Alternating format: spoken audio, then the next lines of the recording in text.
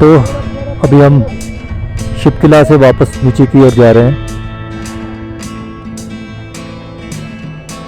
यहाँ पे थी बिहार रेजिमेंट, जिन्होंने बहुत स्वागत किया हमारा सभी का।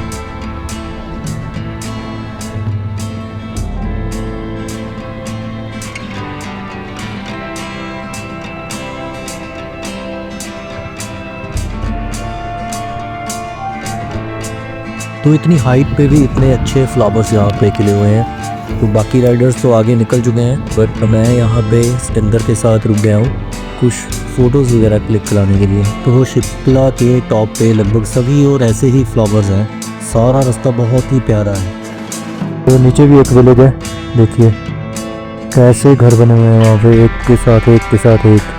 कितना बढ़िया लग रहा है। और ऊपर भी है।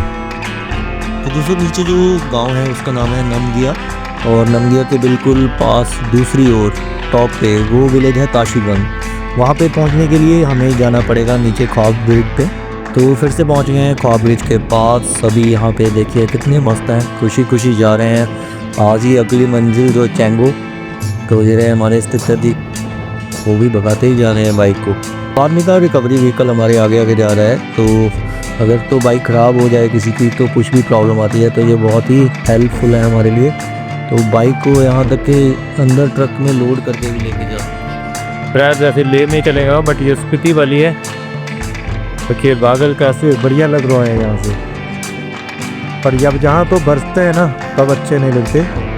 वैसे तो यहाँ पे कम ही बारिश होती है इस एरिया में। तो हम जा रहे हैं सामने की ओर। 2018 से थे अभी तक बहुत ज़्यादा यहाँ पे सुधार है।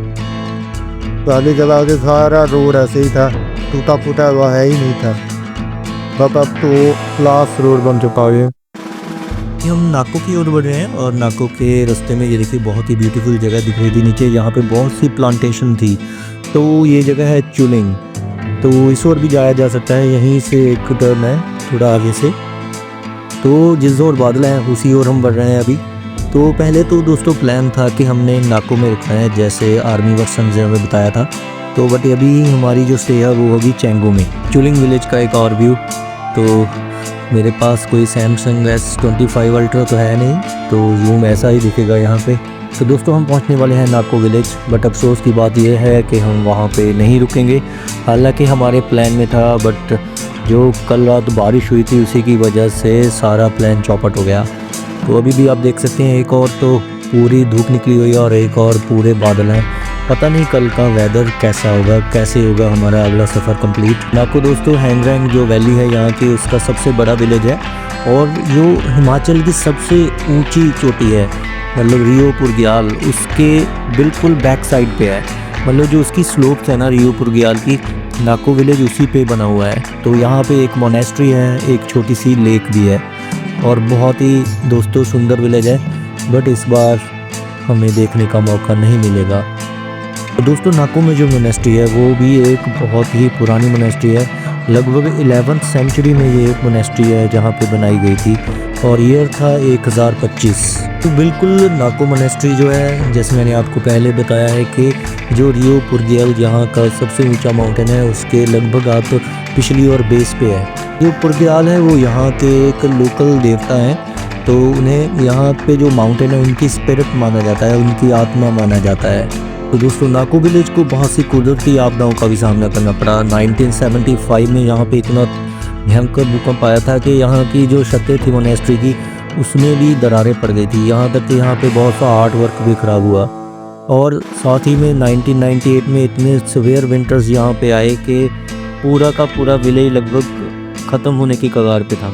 वो भी हम क्रॉस करते हुए ना तो अभी तो इनको बाइक पार्क कर दिया गया है। तो पहले तो रात्रि 24 रहता रहा, यहाँ पे रास्ता पूरी तरह से हमेशा ब्लॉक हो जाता है। तो पहले जो रोड था यहाँ पे नहीं था, नीचे हुआ करता था। पर एक बार इतनी बाढ़ आई थी, इतना पानी आया था कि पूरा रोड बह गया था। तो काफ़ी टाइम के बाद ये रोड रिपेयर हुआ था।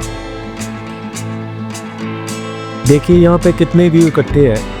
यहाँ पे स्काई देखिए, फिर माउंटेन्स देखिए, और ये ग्रीनरी देखिए। फिर बैठा था कितना बनाता उन्होंने। ये ग्रीनरी इतनी ज़्यादा है, ऐसे लगता है कोई आइलैंड हो और बीच में कोई हाउसेज हो, और ये ऐसे लगता है जैसे मूनलैंड हो, बिल्कुल लामा यूरी की तरह। फोटो वगैरह की थी। तो मूनलैंड के बिल्कुल पास से हम निकल रहे हैं, तो अभी आगे जाके थोड़ा रुक के इसका नज़ारा देखेंगे।